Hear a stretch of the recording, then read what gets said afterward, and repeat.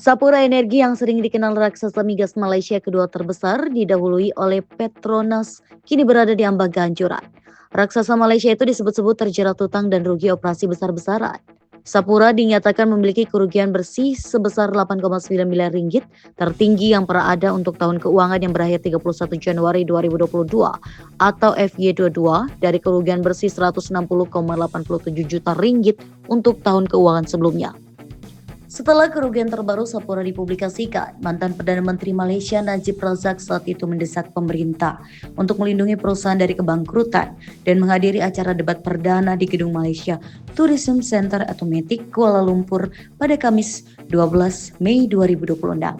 Dia juga percaya bahwa Sapura perlu diselamatkan karena bisa bermanfaat bagi rakyat.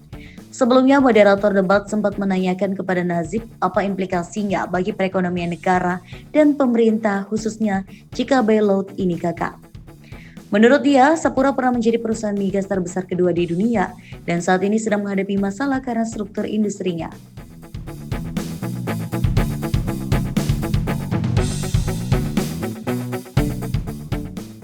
Sebagai solusi, Najib memberikan ide-idenya untuk menyelamatkan perusahaan itu, seperti membuat perusahaan minyak nasional Petronas mengambil saham besar di Sapura.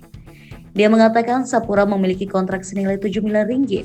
Ketika kontrak tersebut sudah membuahkan hasil, harga sahamnya akan naik dan Petronas dapat menjual sahamnya untuk mendapatkan keuntungan.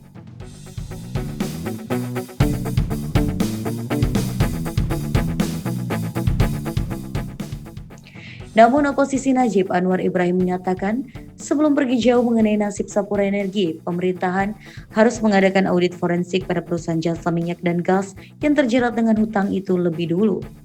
Pemimpin oposisi juga menarik perhatian pada paket remunerasi dan gaji mantan CEO Sapura Group yang selama bertahun-tahun berjumlah lebih dari 1 miliar ringgit meskipun perusahaan sedang dalam tren merah. Karena itu dia mempertanyakan mengapa perusahaan harus ditebus ketika CEO-nya menghasilkan miliaran meskipun situasi keuangan perusahaan sekarang diambang bangkrut. Sapura kini sedang melakukan restrukturisasi utang besar-besaran yang melibatkan perbankan, vendor, dan kontraktor. Total Perancis akuisisi 50% saham Sapura Energi. Terbaru, Total Energi Perancis telah menandatangani kesepakatan untuk mengakuisisi 50% saham di unit Sapura Energi BHD, Sapura OMV Upstream SDN BHD atau Sapura OMV senilai 903 juta US dollar atau 27 miliar RM4.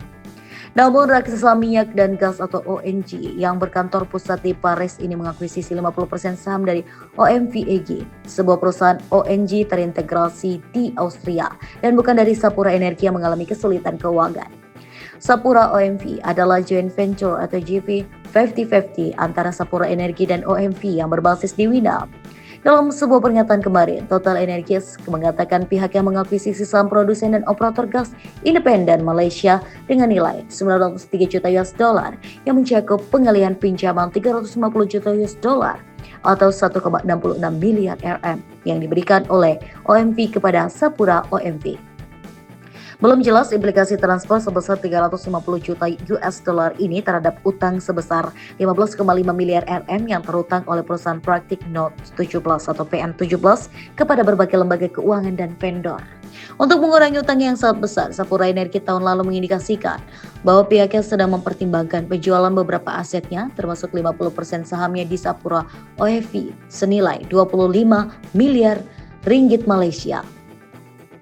Rencana akuisisi Total Energies berpotensi memberi nilai perusahaan patungan tersebut sebesar 1,81 miliar US dollar atau 8,56 miliar ringgit Malaysia dan akan menjadi rezeki nomplok jika Sapura Energi memutuskan untuk menginvestasikan kepemilikannya.